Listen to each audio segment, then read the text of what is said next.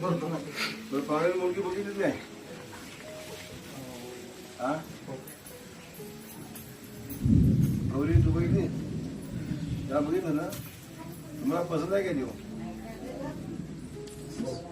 हा गौरी तुला पसंत आहेत काय? मनापासून ना? कोण सांगतं म्हणून आहे. मग याच्या पुढचं बोलायला हरकत नाही. हा